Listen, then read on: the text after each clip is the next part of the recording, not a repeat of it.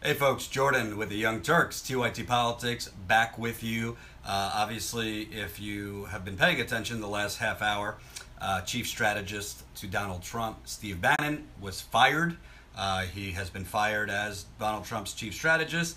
This adds to the White House press secretary leaving, the communications director leaving. Who else has left? The national security advisor. Basically, most of Donald Trump's inner circle has left over the last 6 to 7 months, which is pretty startling considering how bad, how new his presidency is at this point. I wanted to talk about going a little bit deeper than just Steve Bannon being fired as to what this means now. I know that viscerally, it's an exciting thing when a white supremacist leaves the White House. I think it's a little troubling that it seems the reason he was fired was not because he is a white supremacist, but because he contradicted Trump during an interview on North Korea. So Trump didn't fire him because he's a white supremacist. Trump fired him because he was basically going rogue and talking to people at the American Prospect and other publications and contradicting what the president was saying. Not because he's a white supremacist. Hopefully that's a better signal. Hold on. There we go. So, hold on.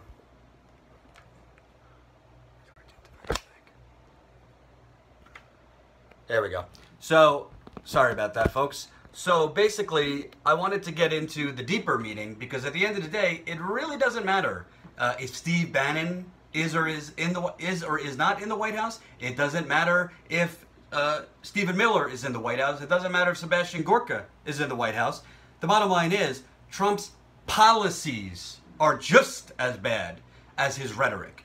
And I want to be clear, I am not defending Steve Bannon or Stephen Miller or any of these people. I'm just pointing out the media, it's easy to viscerally react to racist comments or not condemning the KKK and these other things. But how about the media focus on the racist policies? How about the media focus on the hypocrisy of Trump and these Republicans? I'm going to give you an example.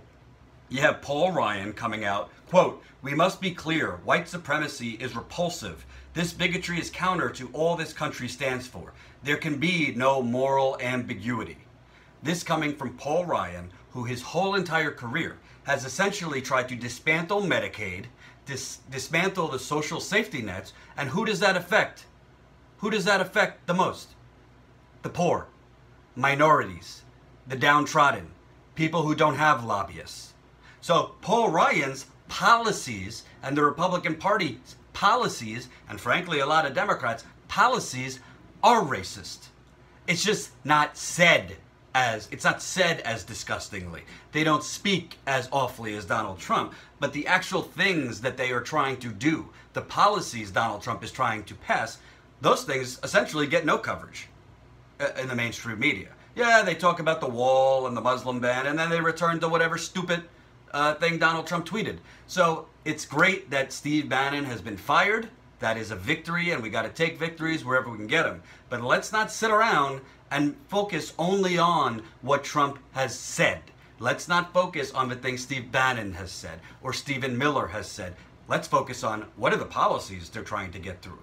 Trump and his Republican allies, through this health care bill, have essentially tried to dismantle Medicaid. And that would really, really hurt African Americans. That would hurt poor Latinos. It would hurt the disabled. It would hurt senior citizens, the vulnerable.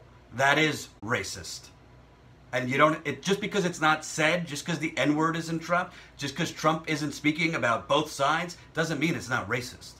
And what I see out in the country are the actual face and the actual victims of this racism. So it's great that Steve Bannon is gone, but what are we going to do about these policies? Who's going to contend and go out protesting against them trying to dismantle the health care? Which we saw protest about that, but there's plenty of other things Trump is trying to do that are racist policies that are getting no attention. He's going around, basically rounding up immigrants, and through his ICE deportation forces, it's not getting that much media coverage. That's hella racist. So I could list policy after policy. Him trying to deregulate Wall Street. Who did the 2008 financial crash hurt the most? African Americans, believe it or not. That's a fact. No, Erica, he got fired. They're trying to couch it as that he resigned, but he didn't resign. He got fired. So I think as much as the focus rightly has to be on Donald Trump's deplorable press conference or whatever the hell that was from a few days ago, I think we should condemn him. I think we should be happy that Steve Bannon is out. But don't take your eye off the ball, because that's the problem with the corporate media is during the campaign they were so fixated on what Donald Trump was saying and less about the actual policy proposals he was pushing. When Ty and I covered a march in Atlanta, Georgia on Saturday, a march in support of Charlottesville, a march mourning the victim, somebody said something that was very powerful. Said, economic inequality is violence. Economic despair is violence. When you de-invest in those poor, inner city, vulnerable communities, that is violence on the people. Violence isn't necessarily just getting lashed in the back. Violence isn't just necessarily getting run over by a vehicle. Of course, those are those are the worst kinds of violence. But violence is the quiet violence that's happening all over this country every day, that Donald Trump is pushing through, and frankly, the Democratic Party has been complicit in over the last 30 years. So the corporate media is not going to look at that kind of violence. The corporate media is not going to respond viscerally and point out that Paul Ryan is a hypocrite when talking white supremacy is repulsive. Paul Ryan's policy proposals are racist. Period. Sorry if you don't like me saying it, but that's the truth. When you try to gut Medicaid, when you try and already harm single mothers who are just by the fingernails struggling to get by, when you essentially are trying to create a healthcare program, basically when you're trying to create a gigantic blowjob to corporate America and gigantic tax cuts to the rich, and you are going to make the poor and African Americans and Latinos and old and senior citizens and poor whites the victims, that's racism.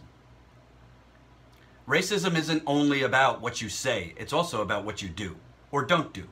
So I am going to be pointing out not only the terrible rhetoric coming from Trump, because it is white supremacy, plain and simple, but I'm also going to be pointing out the policies and the hypocrisy of the Mitch McConnells and the Paul Ryans and frankly the Nancy Pelosi's. Nancy Pelosi, I'm not calling her a racist, but when you try and block Medicare for All, which was about to get passed in California because you don't want to piss off your donors, well, how many people can't afford life-saving health care even if they're on Obamacare because they can't pay the deductibles? So the Democrats are also complicit. They're not as bad, in my view, as the Republicans, but Paul Ryan and Mitch McConnell, I don't care that they're condemning. I don't care that they're condemning Donald Trump's words. That's easy to do. How about we focus on Paul Ryan's record, Mitch McConnell's record? These are not people who care about investing in minorities. These are not people who care about economic equality or racial equality or gender equality or social equality. So we should not treat them and give them a badge of courage and honor. Paul Ryan, Mitch McConnell have done everything they humanly can to keep the poor poor and make the rich richer. And that's racist. You ain't gonna hear that take in corporate media. You're gonna hear it from me. So, you know, the corporate media will fixate all day. What does this mean? Steve Bannon is gone. What does this mean for Donald Trump? Who won? The winners, the losers. What does this mean for 2018? I'm not going to do all that. I think it's a good thing Steve Bannon is gone. I think it would be a great thing if Stephen Miller is gone. I think it would be a great thing if Sebastian Jorko is gone. And any other people who have white supremacist or xenophobic or misogynist views. So I am on one end saying good, but on the other end, let's not just focus. It's very simple to be reactive and react very viscerally to hate speech. It's a lot harder to look at it in a more nuanced way, which is looking at the policies and how those policies are racist. Because let me tell you something. The African Americans I've interviewed all over the country, they're not just struggling or afraid because of the words coming out of Donald Trump's mouth. They're struggling and they're afraid because of the policies. And by the way, deregulating Wall Street does hurt minorities and poor communities more. The Muslim ban threatens not me, but minorities and those more vulnerable. So that's my take on this. I think that, again, there's going to be other protests coming up. There's going to be other white supremacist protests coming up. There's going to be other counter protesters coming up. We do not have a crystal ball. I hope that these are safe. I hope there is no more blood or deaths. I would tell you to be safe. But at the end of the day, we have to focus on both. You have to focus on the terrible words that are being said, the false equivalencies that the president is making, which are reprehensible, and I think America is becoming a laughingstock around the world right now. But let's not take our eye off the ball of what he's actually trying to do, because those are racist too. Thank you for watching. YouTube.com/TYTPolitics. We have great videos up on the channel from Netroots Nation. I've been publishing a bunch of videos. I got in a sparring match with a few establishment types there. There's also interviews I did with progressive candidates at Netroots Nation. I will actually probably be live this afternoon with Nomiki Konst. We'll probably talk about Bannon and other things. She's back from vacation. Emma will be back from vacation next week. I might be taking a few days off, so don't hate me, but I do need some time to relax. And that's it. So I appreciate you watching. If there's any other developments, if anybody else gets fired, stick it with TYT Politics at Jordan Chariton on Twitter. And if you want some weekend reading, go download my book, corporateconjob.com. That's corporateconjob.com. Chapter 2 is all about how the corporate media welfare complex delivered Trump. Peace.